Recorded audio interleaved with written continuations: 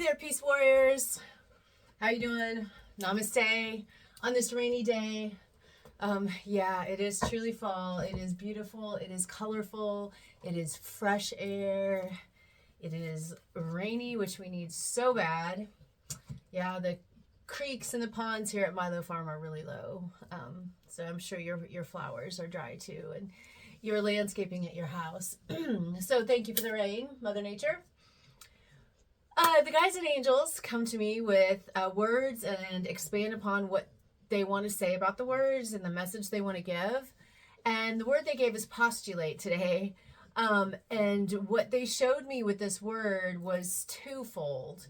One had to do with the spirituality, had to do with postulate when kind of like don't postulate that somebody that doesn't care about the meaning of life or wants to philosophize about bigger things or trying to understand the world and like trying to grow, don't postulate that they're in a place that's not as evolved as you.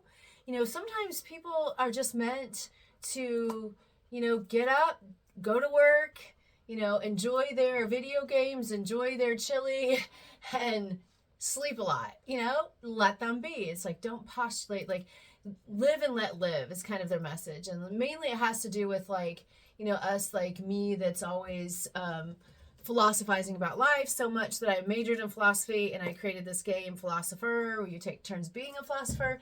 I love thinking about why we're here, how we can better ourselves, how we can help the planet, what our role is.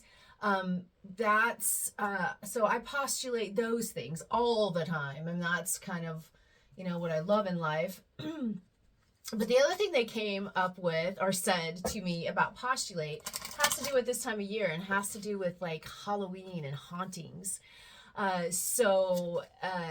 We often think that we postulate that ghosts are negative, they're terrorizing us, they do this on purpose, they have evil intent.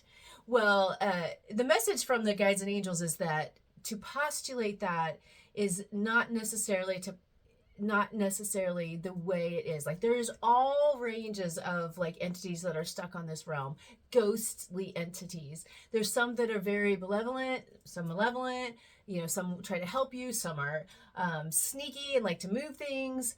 But sometimes they're caught here for a reason a lot of the times they're caught here for a reason that has to do with karma, and that they're stuck.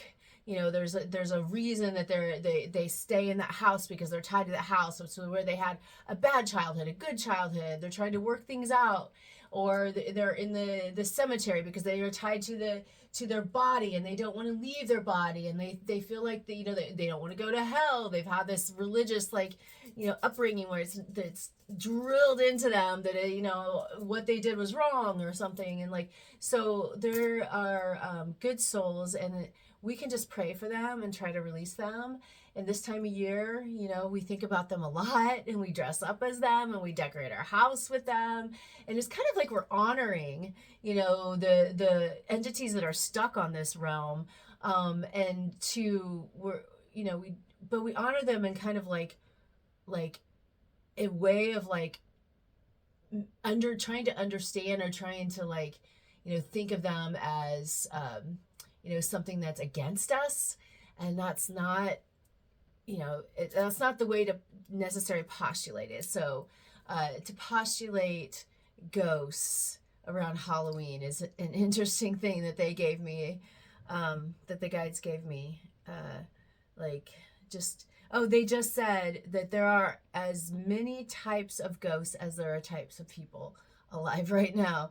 So you think of your next door neighbor, you think of somebody that's in front of you in a car, you think of your best friend from high school, and like, their personalities could be a personality of a ghost or a soul that's stuck in this realm, is just lost.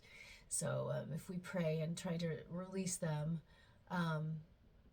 then maybe that'll happen. But maybe it's in their cards. In their cards to stay here and haunt us. So, yes, we're intrigued, aren't we? We're intrigued with the paranormal. Yeah, and again, especially this time of year, we light candles for the paranormal.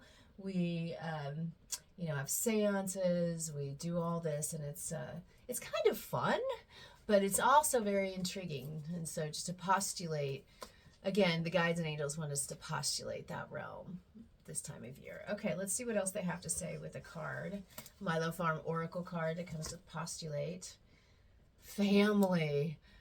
Oh, so the picture is Milo animals, is Socrates, my baby sheep that I bottle fed. But so family, how that has to do with postulate, it has to do with ghosts. Let me start there. And the message that I'm getting is that that our family can be part of this ghostly realm, but often our family comes back, they said, kind of in just like a whisper in the ear. And the kind of like your mother whispers in your ear, or your grandfather, you think you smell his cigarette smoke as this wind blows past you, that kind of thing. And to postulate that, and that if you feel, they just said, if you smell that cigar smoke as it passed you and you think of your grandfather, there's a good chance it is your grandfather that's making a visit to you. And they also said that all of these entities at all different realms are your family, because of course we're all one, and to embrace them, like, don't be afraid, like you're not afraid of, your favorite dog. Don't be afraid of the ghosts in your house, because that just makes it worse. Have them join you as family. Say, welcome, you are welcome in our house. You are our family. So, and what else do you have to say about family and postulate? So, okay. So they said, so going back to postulate, thinking about the family we have when it comes to like deeper philosophical conversations and the meaning of life, and say that they said that always consider family when you're postulating the meaning of life. Wow. And how that fits, because it always fits. It's always a part of life. Yeah. Often I think about the meaning of life, and I'm thinking the deeper things, like where the DNA, and like what's the next evolution of the earth. But often I don't think about my family. Don't think about how family relates to that. So yeah, that's something I'm going to ponder. Oh, speaking of family, thank you, Valet. I've got a tattoo of my mother.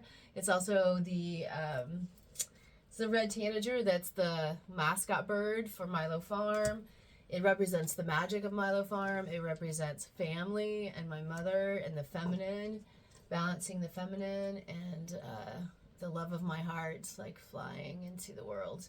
So thank you. Yes, that has to do with family as well. So that's a good tie. Thank you. They reminded me of that. So namaste. I love you. I love guides and angels carrying us through to the next era. And I love this rain, and I love fall because it's my favorite season. So, and I love you, entities and ghosts, like you are family. We are family. I can't sing, but all right. Good day. Love you.